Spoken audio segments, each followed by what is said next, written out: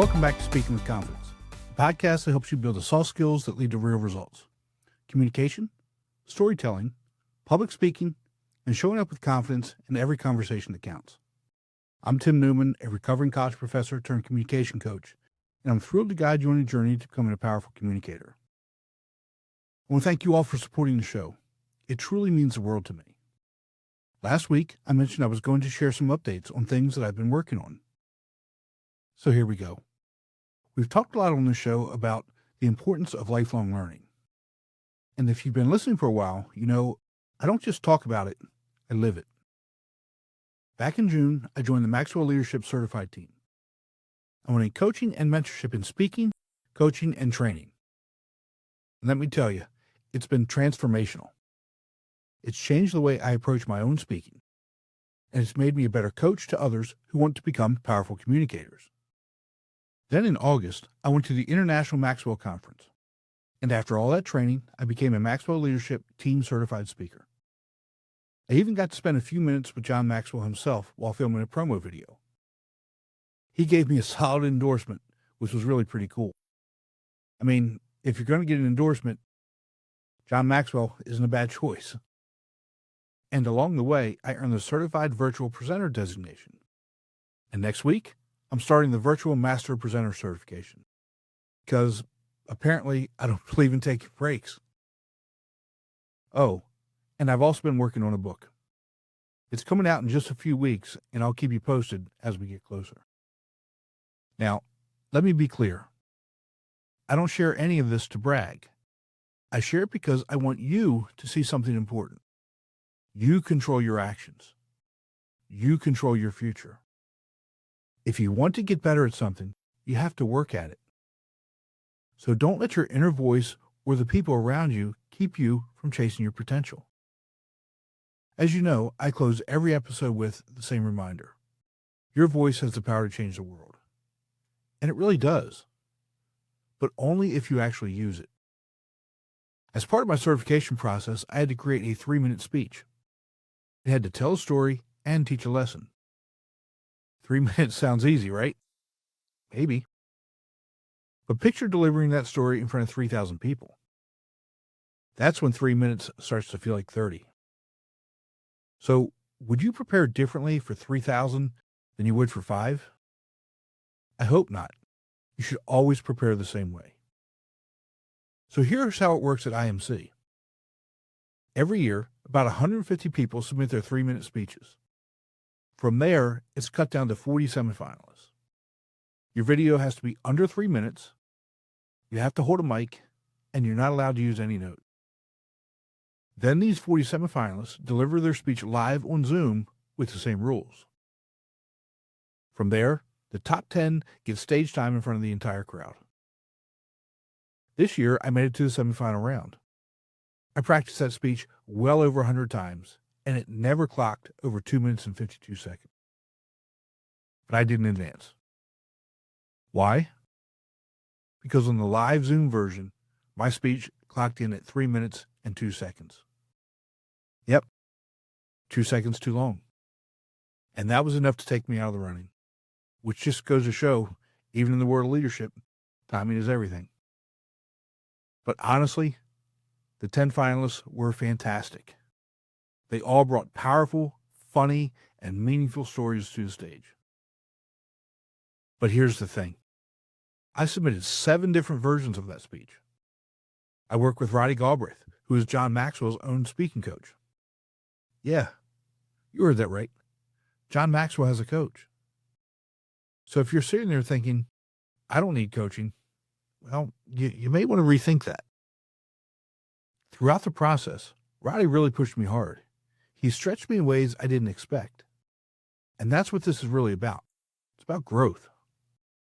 So here's what we're going to do in this episode. I'm going to play my first submission, and then I'm going to walk you through Roddy's feedback. And then I'll share my final version. You'll hear how a simple 3-minute story can be transformed into something that really teaches. So let's get started. This is the first video I submitted. Let me ask you a question. What's the most nervous you've ever been before standing up and talking in front of a group of people? It could be a presentation, a meeting, or even a toast at a wedding. Now flip it. What's the most nervous you've seen someone? Like full-blown panic mode, palms sweating, voice shaking, maybe even physically shaking. But I can top it. Let's rewind to the late 80s, mid-90s. Back before PowerPoint, before laptops, before TikTok turned everyone into a presenter. I'd just gotten out of the Army, where I was in the 82nd Airborne Division as an infantry soldier. And I had just started in college, and like everyone else, I had to take a public relations or human communications course. Does anybody remember that class? How awesome was that? The first day I walk in, I get the syllabus, I read it, and I say to myself, "Self, I'm not doing this." And as soon as class was over, I went to the registrar and dropped the class. You see, I'm the master of getting out of things I don't want to do. If it's something I don't want to do, I'll find a way to get out of it. Give it to someone else, pretend it doesn't exist, make up some excuse, really, whatever it takes. So fast forward to my senior year. Go visit my advisor, and she says, "Tim, if you want to graduate, you got to take the class." I said, "Dang it," or something along those lines. So I sign up again, I go to class, and get pretty much the exact same syllabus. And then the day comes when it's my turn to speak for the first time. I'm nervous, I'm sweating, and probably even shaking a little bit too. The presentation is only 5 minutes, and I don't even remember what it's about. But I've got my notes scribbled on 3x5 cards. My slides are on this clear plastic sheet for the overhead projector. Yeah, that's how long ago it was. I put my notes on the wooden lectern that is sitting on the table in front of the classroom. I opened my mouth and promptly threw up in front of the entire class. Yeah, that happened. But the good news is I did get out of that first presentation. Now, fast forward again. Today, I'm a recovering college professor. I teach, I coach, and I speak in front of audiences regularly. So how do you go from throwing up in front of an entire class to standing on stage, confident, clear, and actually enjoying it? It starts by recognizing the real issue. That anxiety, that tight-chested panic we feel before we speak, it's not the fear of the audience. It's a story we're telling ourselves. It's the fear of being judged, of messing up, of not being perfect. But here's the thing. Being perfect isn't relatable. Vulnerability is. Honesty is. And messy is. So if you've ever felt that same nervous energy, that voice in your head saying, "Who do you think you are to be up here?" I get it. I still live it. But I want to help you find your way past it without needing to carry this around with you. Let's change your mindset from what's the worst thing that can happen to what's the best thing that can happen. And let's have some fun while we do it. Let's get clear on your message. Let's make you a confident, powerful communicator who wants to share and grow your influence. Thank you. Here is Roddy's feedback. Hey Tim, well done, good job. So great to see you on video. You obviously come across very confident, and it sounds like you've thought a great deal about your message, and you're sharing it very, very fluidly.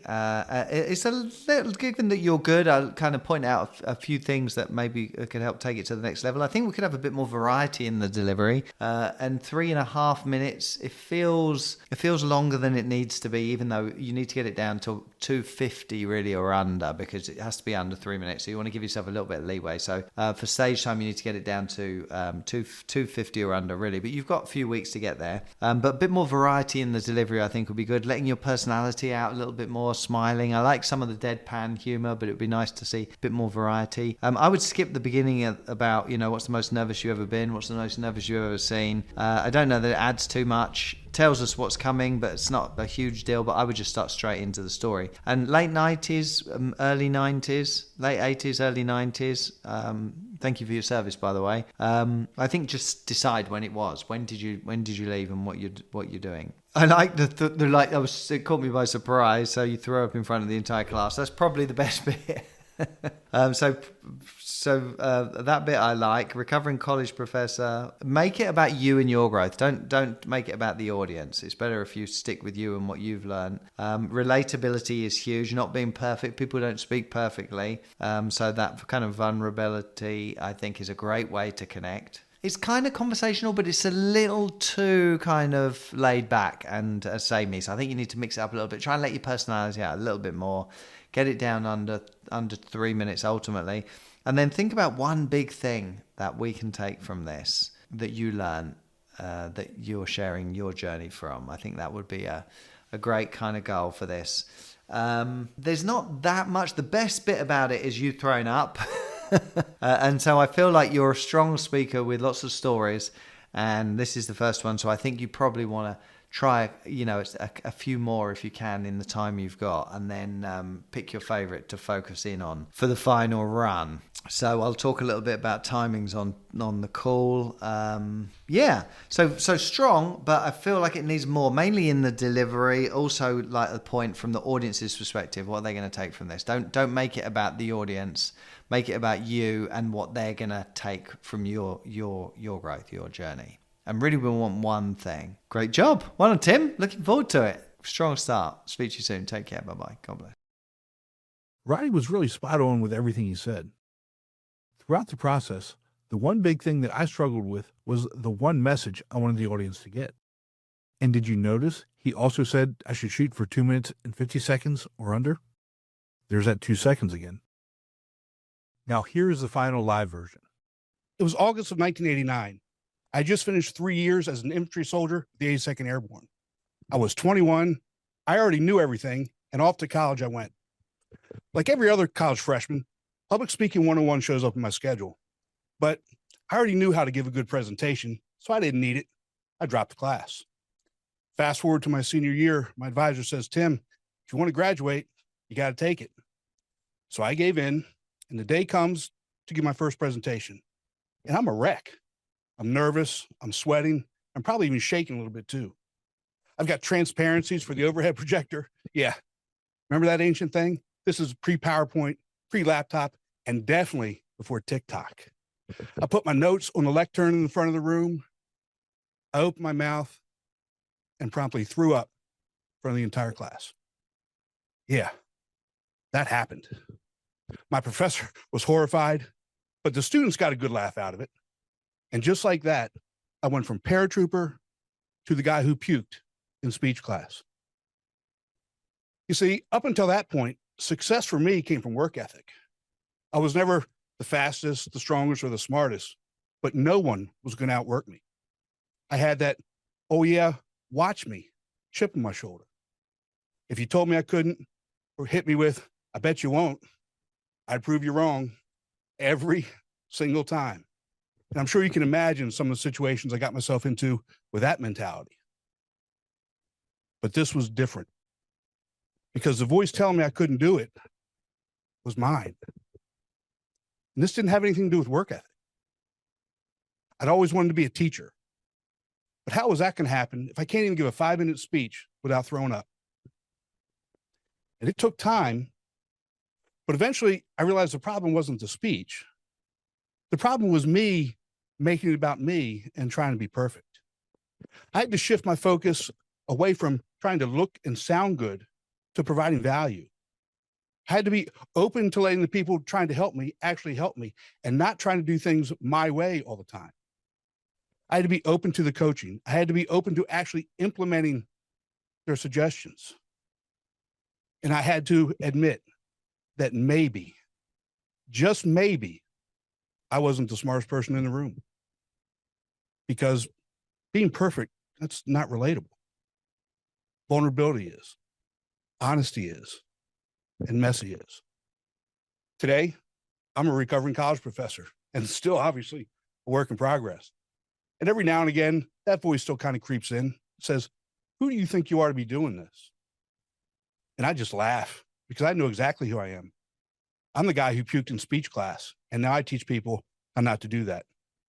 Thank you. You can see the improvements of the messaging, the words, the variety of the delivery, and the facial expressions. Without Roddy's help, there's no way my final version would have been anywhere near the quality it was. And that's the thing. If you want to grow as a communicator, it's going to take some work. So let me ask you, what's holding you back from your next breakthrough? If you're ready to take that step, I'd be glad to help you get there. Remember, we're looking for progress, not perfection. That's all for today. Be sure to visit Speaking with Confidence podcast to get your free ebook, The Top 21 Challenges for Public Speakers and How to Overcome Them. You can also register for the Formula for Public Speaking course. Always remember, your voice has the power to change the world. We'll talk to you next time. Take care.